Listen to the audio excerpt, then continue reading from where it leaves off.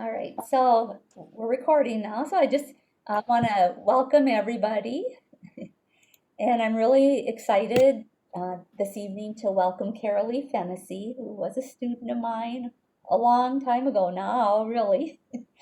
Um, and Caralie is now working with an organization called Endless Highway, based out of Rochester, New York. And since receiving her degree from SUNY Cortland, she's worked in the field and then went back to get her master's degree in integrated design from RIT, which feeds directly into what we're talking about this week with adaptive equipment and adapting environments and adapting activities is sort of what that degree would focus on, I would think. So I asked Caralie to talk to us tonight, to tell us a little bit about herself, her master's degree, the agency Endless Highway, which just is fairly new, but just seems amazing the work that you're doing.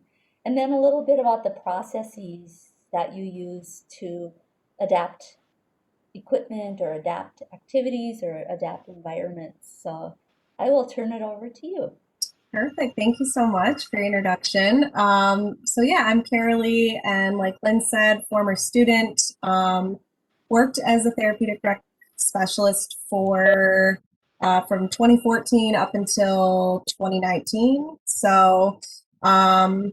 And that was after my internship out west. I did my internship at National Ability Center, and then moved after working there for about a year, moved back home to Rochester. So I was telling Lynn earlier, I always had these plans to move back out west because things were just very glamorous there in the rec world, and everybody adaptive skis, and it's just this expectation. And I had a lot of fun there, but also identified that this resources out there are just so much stronger than they are in certain parts of the East Coast. And so being able to come home and actually work on improving some of that recreation culture and accessible and inclusive recreation culture has been really the hook, line, and sinker to keep me here. The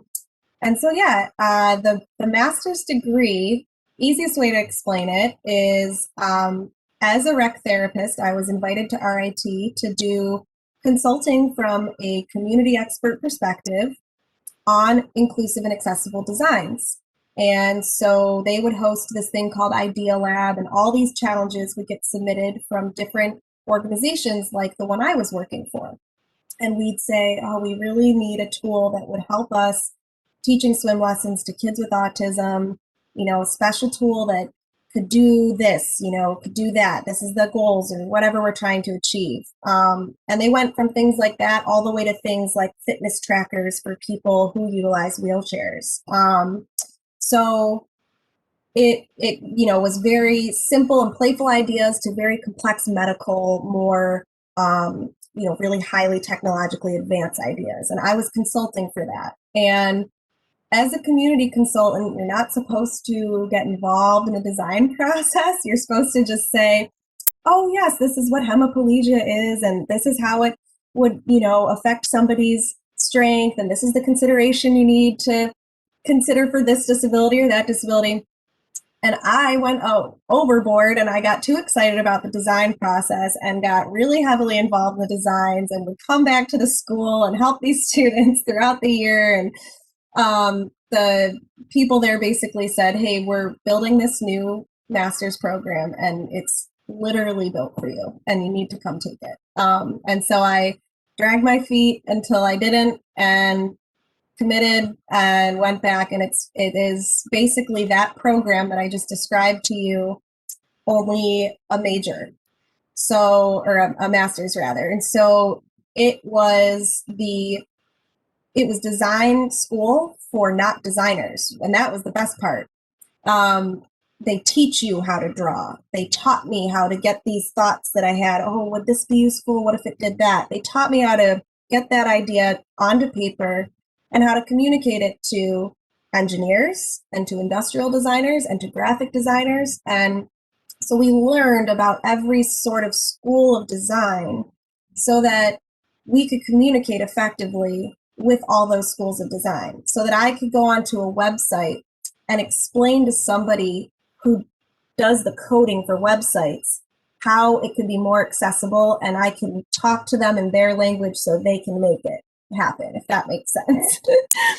So it was a lot of learning these different languages really. And the intention of the program was to have 20 of people like me, people who had met design challenges in the real world of working with individuals with disabilities, somebody who had been frustrated by equipment in the past or had to rig up their own version of something in the past, people who really had boots on the ground experience. And they only got one of me.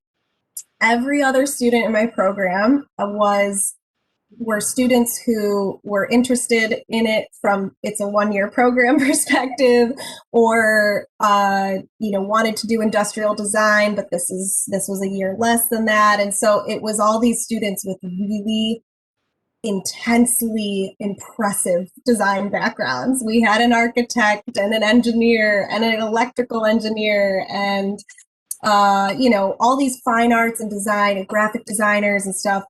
So really I was out of my element in that they were doing things that it looked like complete utterly different world and language that I'd ever seen. And they were doing it with ease where I had never opened, graphic design software on my computer ever before. So it was really great in a way. It played out in my favor though, because I brought that perspective and that experience to the classroom, and also because no one else really knew where to get the ideas and inspiration from and hadn't really ever worked with people with disabilities, I was able to connect a whole community of individuals with disabilities to projects that were getting worked on so that their perspectives could be shared and respected. And what I like to say, designing with dignity, as in you're actually including the person who you're designing for in your design idea. You're not just assuming, oh, well, they need this, they need a reacher, so I'm going to build a reacher. All right, they might need a reacher, but how are you going to know how to best make it if you don't consult with them? So that was like a big add value to the program that was sort of organic. It wasn't like, oh, Caralie, you do this, but it just happened that way. And as a result, I basically said to my professors, any project that wasn't already adaptive, universal, or inclusive or assistive in nature, I would just say, I'm going to make mine. So it's that, can I do that? Because that's what I want to design. And I know we're learning about how to draw, brackets or something, but I'm going to make them brackets on some sort of adaptive piece of equipment because that's what I'm here for.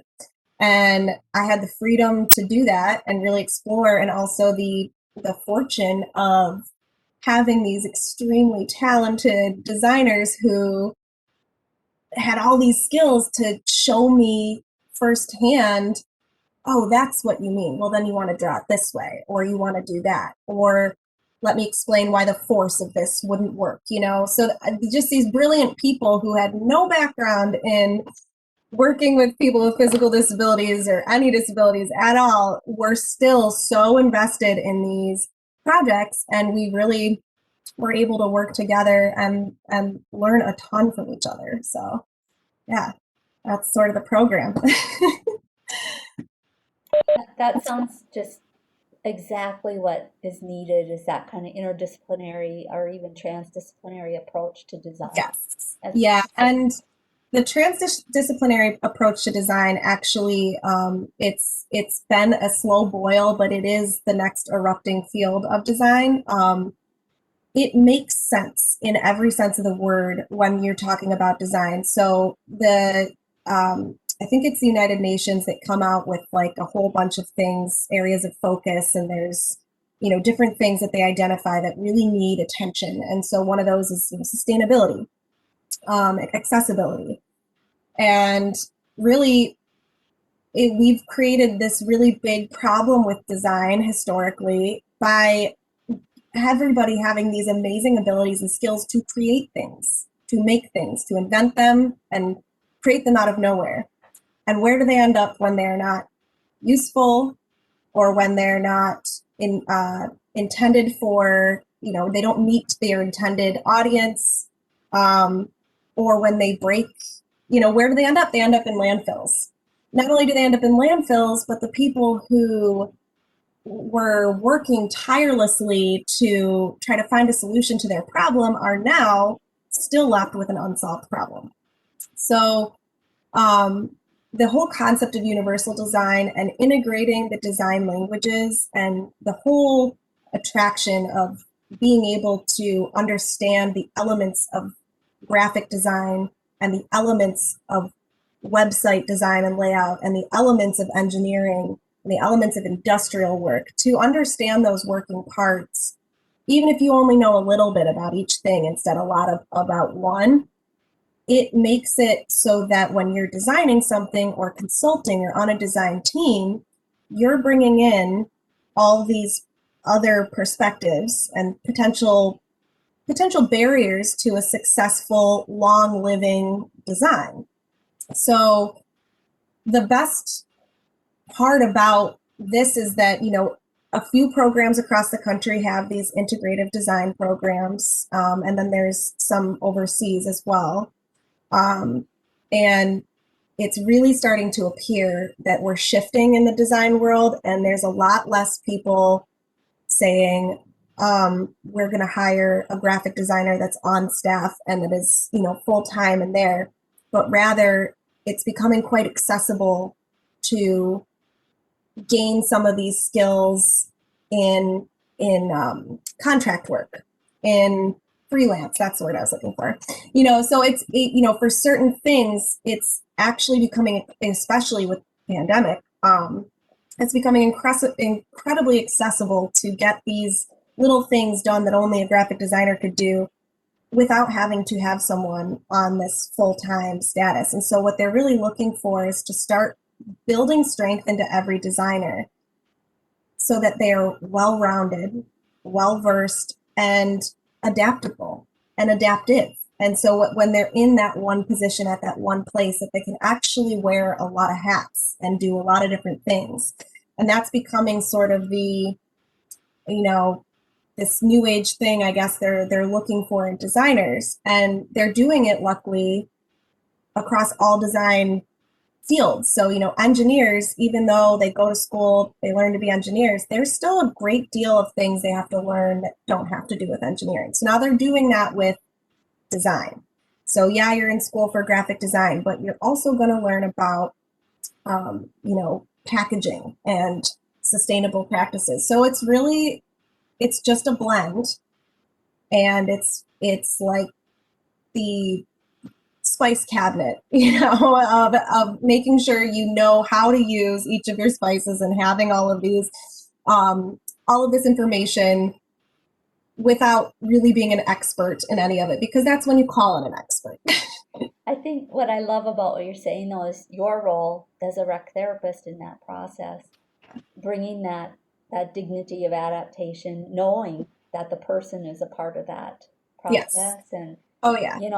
So many times designers don't do that, but in our field, we do it because that's what we do. Right. And I think it came so naturally to me. At first, the part that came naturally to me was the part that everyone else, who didn't have this boots on the ground experience struggled with, and then me vice versa. I struggled with all the hard skills, just all of them.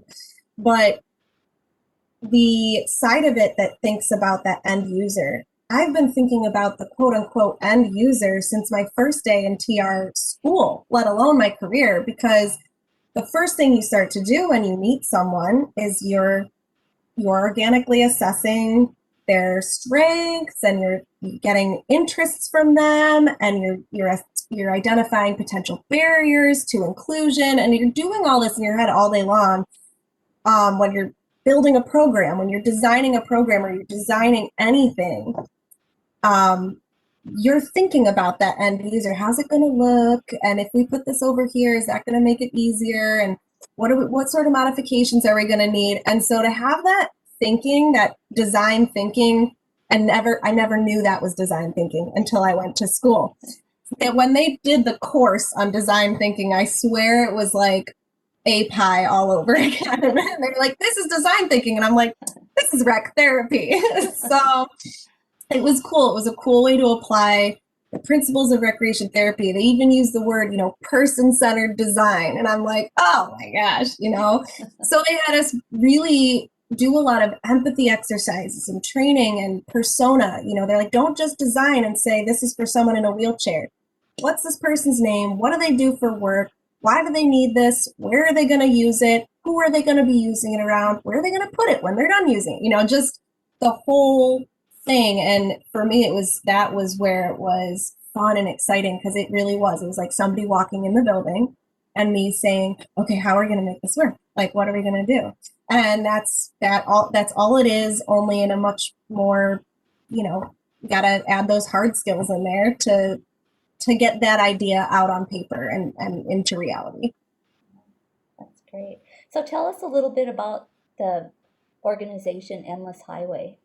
Yeah. So Endless Highway, before I went back to grad school, I was asking around about this program, integrative design, because it's so new. And I was like, if I really truly want to work for, any type of agency, are they even going to know what this is? And would they hire one? And so I was kind of like feeling the waters. And one of the people I reached out to, she's like, we don't hire anyone like that and don't know what you're talking about, but we have this client who you need to meet.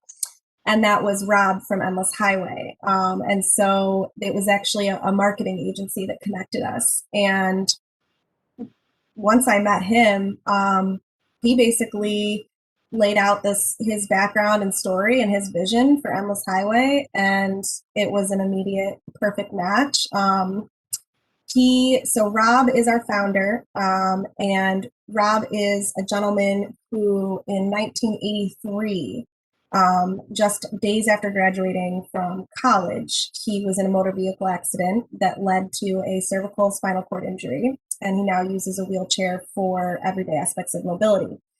And prior to his accident, he played lacrosse. He was a really talented lacrosse player, captain at his college. He played hockey. He was a really talented hockey player. He had to choose between the two for college. So he lived a really active, really athletic life that was very influenced by sports and recreation.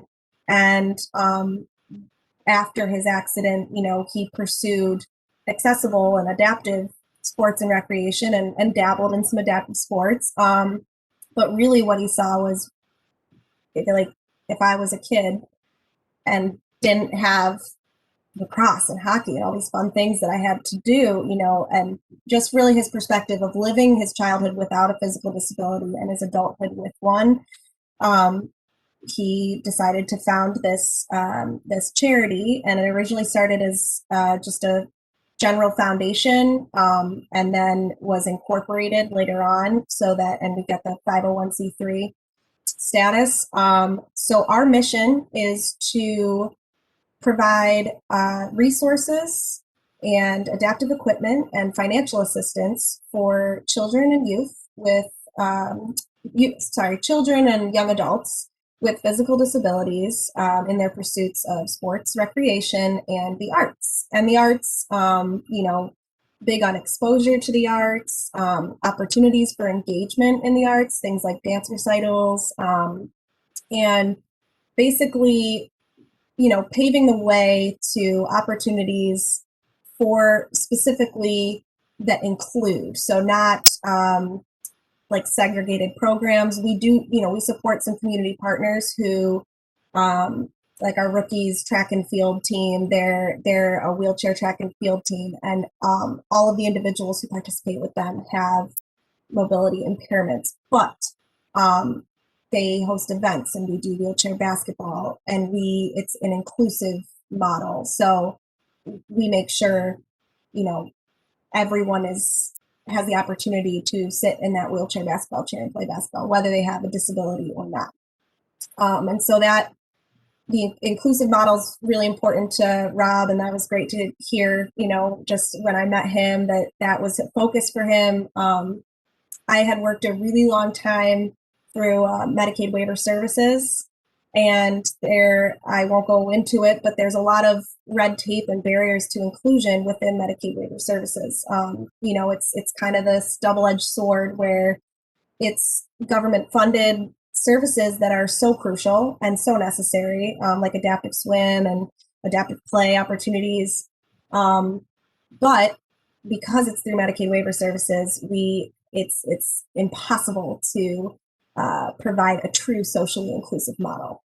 And so the first thing that I knew was right for me right now with On This Highway was we have the ability to do that. We're not funded through Medicaid waiver services, so our programs can be 100% open, and kids and their families, siblings can play together, and really building more of an inclusive culture in general in recreation than rather than those special programs or those isolated programs. So right now, I was filling in Lynn earlier about COVID. Certainly, things look a little different for us right now.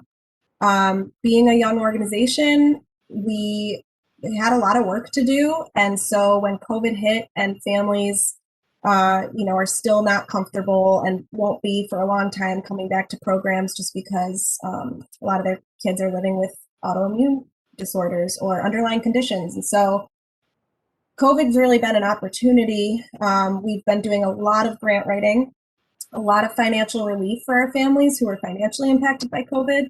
And so that's just literally getting basic needs met: rent, groceries, childcare, much needed respite, things like that. So our efforts shifted, but we were able to design a new website, completely relaunch all of our social medias, launch a brand new campaign, our first ever campaign for an inclusive piece of playground equipment at a local park. So we've been incredibly busy with all this back work. And it sounds funny because it's like you have a degree in rec therapy and design, and how does that play into grant writing and fundraising and building a website? But it all really truly does because all of these are spokes of the wheel. And if we don't have a good vehicle for communication with our community, how are they going to know? And if that vehicle isn't accessible, like our website wasn't accessible or our socials, how are they going to know that we have plans to reopen certain programs or when they open? So everything we're working on has been thought of in this person-centered way. And how would the website look for an individual with a visual impairment, and so on and so forth. And because a lot of the individuals we serve, we have a specifically in the charter of our mission, we do specifically serve children, young adults with physical disabilities, particularly those requiring the use of mobility devices. The reason it is that way is simply on the precipice of insurance, and insurance making it very difficult to get wheelchair upgrades and modifications. And by having that in our mission, we make it possible to raise funds specifically for upgrades to mobility devices that insurance will not cover. And so while all of our good souls are out there fighting the good fight and trying to get that to change, and maybe that won't be an issue in the future and we can open up and focus on more things, but that is a very high priority for us just because you hear about it all the time. I need this piece of equipment. I need this device. I need a new wheelchair. I've been outgrown mine for 4 years and I now have back issues. Those are the things that are just where we truly are thinking creatively about how do we get the funding and then how do we make it happen. Let's work with the designer. Let's work with the wheelchair company, and really give out solutions rather than just sort of being on hold and not doing anything right now. So those are the ways that we've still been able to operate in COVID, and some really exciting things that we had planned from a rec therapist perspective anyway.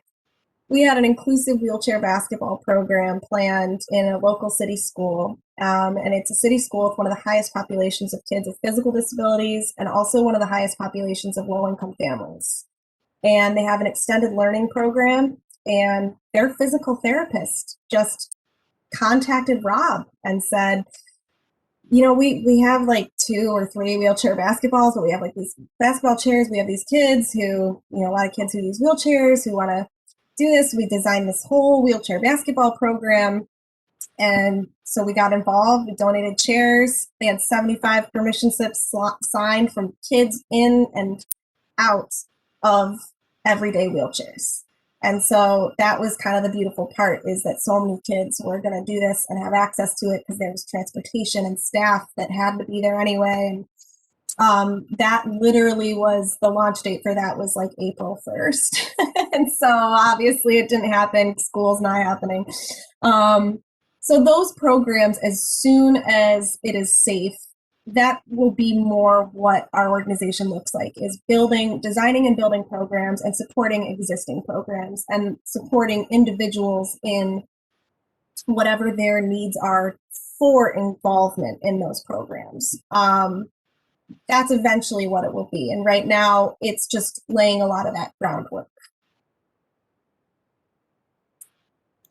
Yeah, that's great. I put the website link up on the course Oh, courses, great. and so I just wanted to let everybody know to take some time to look through the website and read the blogs because they're really good. And Caralie has created all the content for those, so Thank I think you. I'm really impressed with the blogs that you're writing. And Yeah, and we love, I say we because I write the content for the blogs, and I have a girl, Claire, who she's one of those freelance marketing specialists I was speaking about, who she didn't go to graphic design school, but you wouldn't know based on any of the work she puts out because it's incredible. But she does a lot of the copy editing, and so her and I work really hard on the blogs. And so if you ever have feedback or perspective or wish we dug deeper into a topic, feel free, because we are at the age and youth of an organization where all of that's actually, we want that. And we don't want to put out 10 years of content and then find out in 10 years it was like kind of blah. So yeah, feel free anytime to shoot us feedback on that kind of stuff. so I have one more question for you, and then Yeah. maybe Deirdre or Allison have questions. But so through your experiences, is there like one favorite adaptation you've made, whether it's a piece of equipment or the way you adapted an activity for somebody, or does anything that is pop into mind that you like that's feel really proud great. of? Or That is a great question. So one of the I'll give my favorite in real life and my favorite in at RIT, where we did a lot of ideating and creating, but not physically building and producing the models. So in real life, my favorite adaptation is the tracks for tri-track skiing, or for 3-track skiing. So they're handheld ski outriggers that you can use for sit skiing, but they have tall ones that you can use if you ski on one leg, or if you just 4-track, you have 2 outriggers, and it's just like 2 other points of contact, 2 other points of stability. And from the design brain side of me, I mean, they're just perfectly engineered and are so useful. They could be improved. Don't get me wrong. Like, I've already thought about how many ways we need to up our game in that, but just the concept alone of putting skis on the bottom of poles and saying, all right, now I can ski, even if I have a little muscle tone weakness. And I don't know, it's just one of those very like simple yet genius designs. And I personally love 3-track skiing. Like, that was my yeah. favorite thing to teach. So yeah. The other thing for the if you're not familiar with those is they have a sort of a trigger so that you can pop the ski tips up on the poles, and it's the Yes. the teeth And that'll dig in the snow, and then you push them forward and the skis come back down when you're ready to ski again. They're awesome. yeah. And they're awesome, and I can't help but think, ironically, I for loving, research and design research specifically as much as I do, I've never researched like their invention, but I will because I'm curious to know. I mean, that had to come from working with people or some, people. When I think of a design like that, I think the right people were consulted on this design. People who actually use these skis and use them in the winter because they have the little spikes on them for the snow. And yeah, so that's one of those designs that you're like, okay, you did, this design does what it's supposed to do. Yeah, that's a good point. Yeah. So what Yeah. was your pie in the sky idea? Well, my pie in the sky, we had some fun projects through RIT, all kinds of really just fun stuff. And every project I did, every industrial design student, you have to build a faucet. And I was like, well, I'm going to make mine a faucet for people with visual impairments, like, because I'm not going to just build a faucet. But no, we had this one design, we named it Carry, as in it carries things. And it was a automated assistive carrying device that used RFID and like wire mapping basically, to similar to a Roomba, except it would actually follow whatever person had the other part of the RFID on them. So it could be in a wheelchair. So people could check these out in a grocery store or at the mall, and it follows you. There's very similar technology with the Roombas, and also you might have seen suitcases following people at the airport. So there is similar existing technology, but what made ours unique and the part that I brought to the table that I was really proud of was this bed leveling mechanism. And what that means is, imagine a canister that's about waist height if you're sitting down, and that's following you around. But if you're somebody who uses a wheelchair, you can't just drop a jar of pasta sauce in there. It's going to shatter at the bottom. So I designed a bed leveling thing that as you put the products in, it's weighted and it slowly goes down so that as they unload the products, it actually comes back up. Very cool. And they really wanted me to patent it, but I said, I'm graduating and I'm getting out of here. So if somebody else wants to steal it and patent it, be my guest. Yep. That's great. One of the challenges I put into the adaptive equipment assignment, if you remember doing that assignment, Yep. is to make it pretty, to make it Yes. attractive, to make it, Yes. to bling it out or whatever. Because Yeah. for years, anything that was adaptive equipment looked like it came out of the state hospital. Yes. It was really stigmatizing. Yes. Absolutely. I love that. I love that challenge.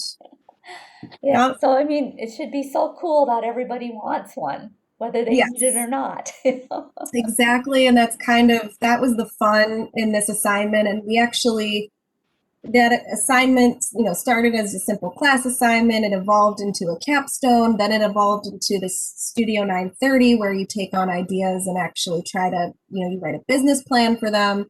So we really took this through a lot of cycles. And, by the end of it, I was like, I am so sick of seeing this. I don't even want it to exist, But really, a lot of that time was spent justifying this piece, this existence of this piece. And unfortunately, it's not enough to justify it and say, when you're talking in a business sense, it's not enough to justify it to the guys at the supermarket that, don't you know that 14% of your individuals living under the age of 65 have a disability?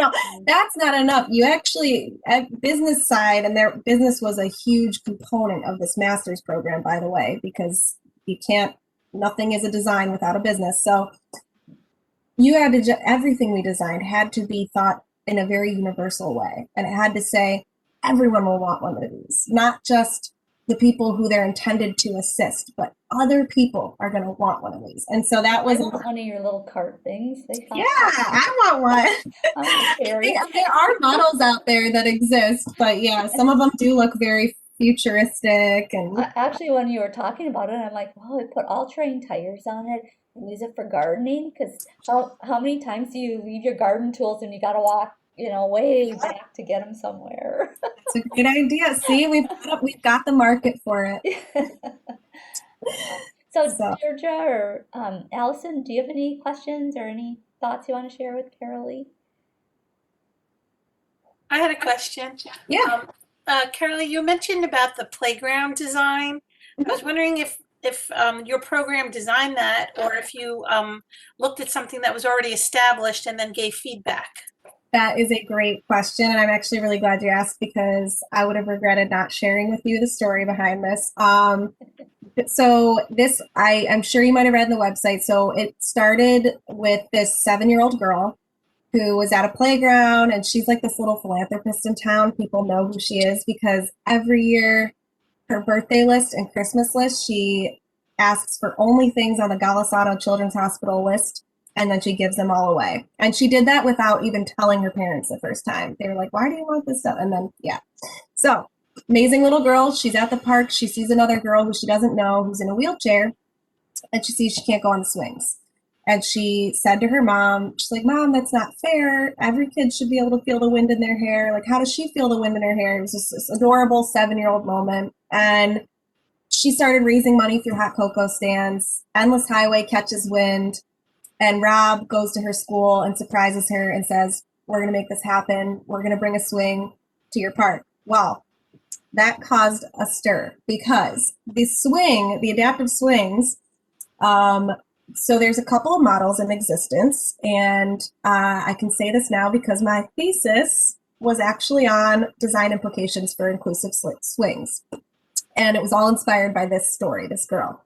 So the swings that were on the market were so dangerous for other people around them that they had to be penned off, locked up, and you needed a code to open it or somebody to come open it. So if you wanted a wheelchair swing in your park, it doesn't look like an inclusive, fun, welcoming piece of equipment. It's quite literally jailed off in a corner of the park. Now, I'm not knocking the swing, brilliantly designed, but it is effectively a battering ram because it's a lot of weight. It's a huge platform and it is swinging. And that's why it has to be fenced off because it could cause serious head injury.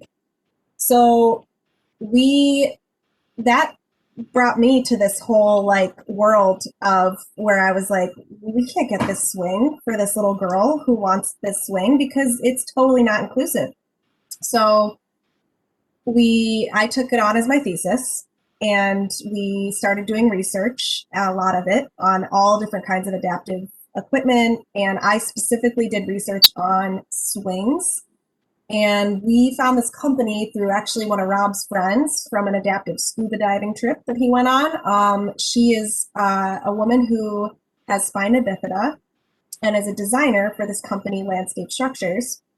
She uses a wheelchair every day, and she helped design what is the WeGo Round. So my world just full circle exploded because I'm like, whoa, whoa, whoa. Are you telling me like my design brain, my thesis, and my passion for inclusion and advocacy all just blew up into one perfect little project? So the WeGo Round was recommended by her, and we went all in, said we're bringing it to this park.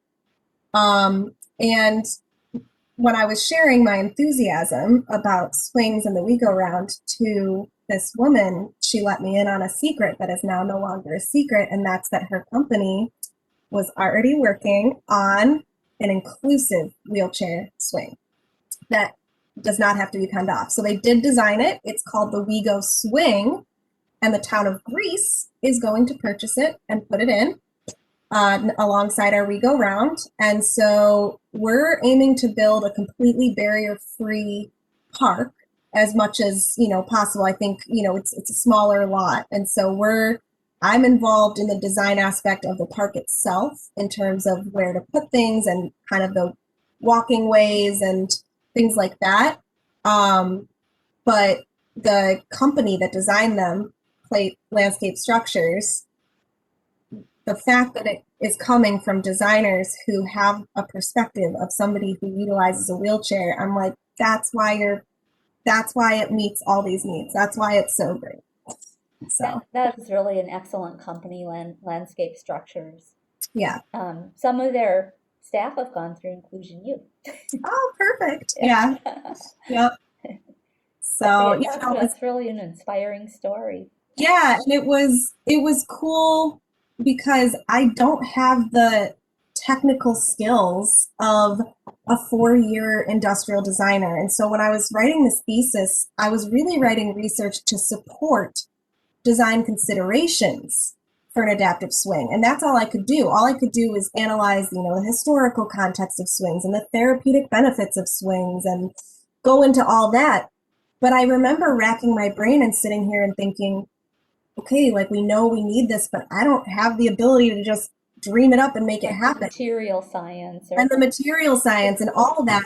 And oh, so much. And so to meet people who do have those skills and who are putting them into use in this exact field is incredible because they're really all working from that person-centered, direction, and that's why their equipment is so great. So that's great. Yep. Thank you. Yeah. Okay. Any other questions or I'll ask one last question, Caralie.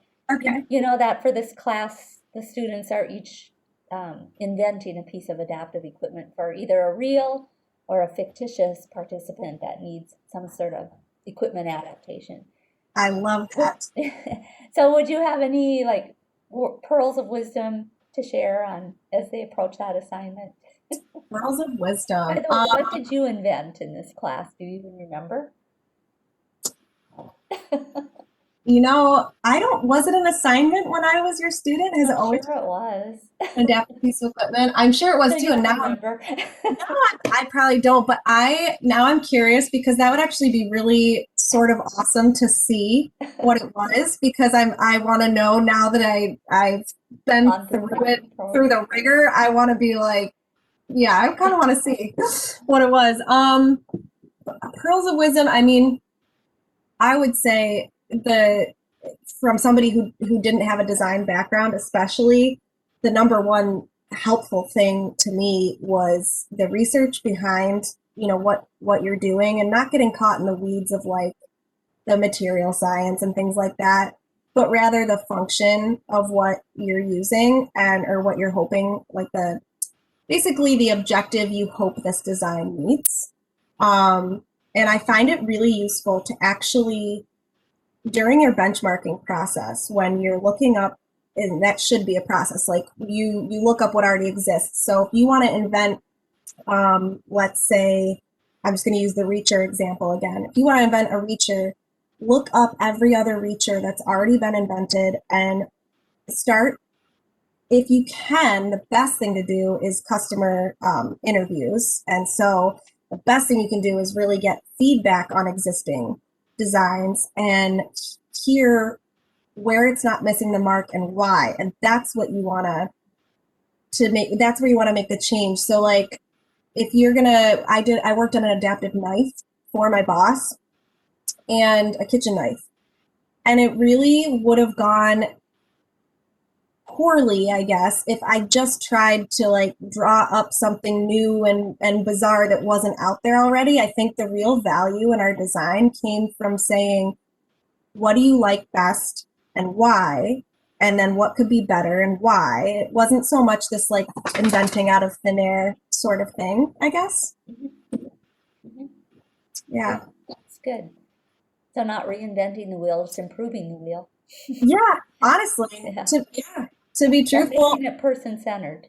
And also it's really fun to look at other things that are not adaptive equipment and imagine if they were. Like, it's a great exercise for any kind of design thinking, looking at construction equipment and looking at like you were mentioning art stuff, Lynn. So looking at sculpture or looking at like things you just see every day and then thinking, but what if it was inclusive? And like just let your brain go in that direction or what if it was accessible or assistive in some way? Like I made a grasshopper machine, like it literally looks like a grasshopper, except it's a robot.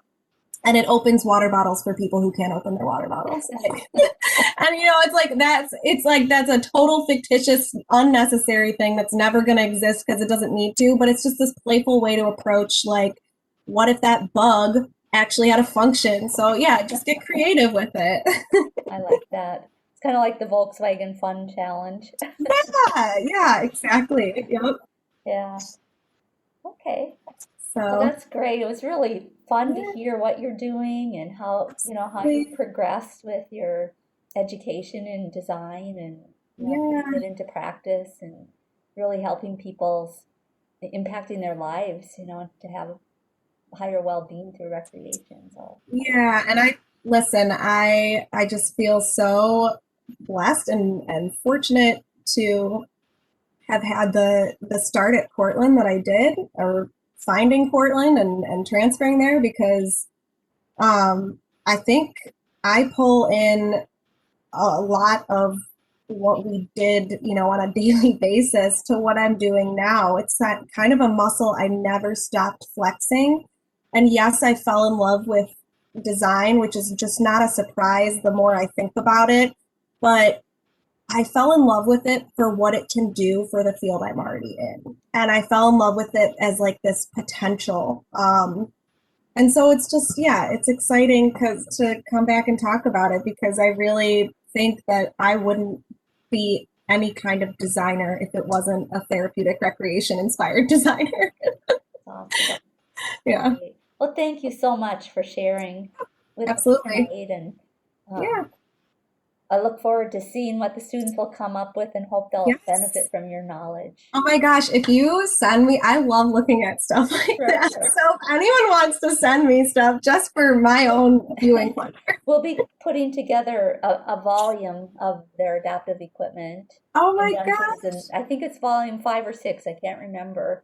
I started Okay. doing this a few years ago, just compiling them all into booklets, and they're all on That's the Inclusive Rec website now. That's a wonderful, wonderful thing. And you know what? I can even plant that seed at RIT. I give them ideas every year for Idea Lab, and I'm coaching it again this year, but I am always shooting stuff over to them that's like half invented, like scribbled on a napkin. Somebody build this for me. So honestly, I feel like if, there were students who wanted to take those on and actually make them a real life, actually hold in your hand product, that would be so cool. Yeah, that's great. All right. Yeah. Well, thank you. Everybody have a really good night. Thank Thank you. you. Thank you. Bye-bye. I'm gonna Great. stop the Bye. recording.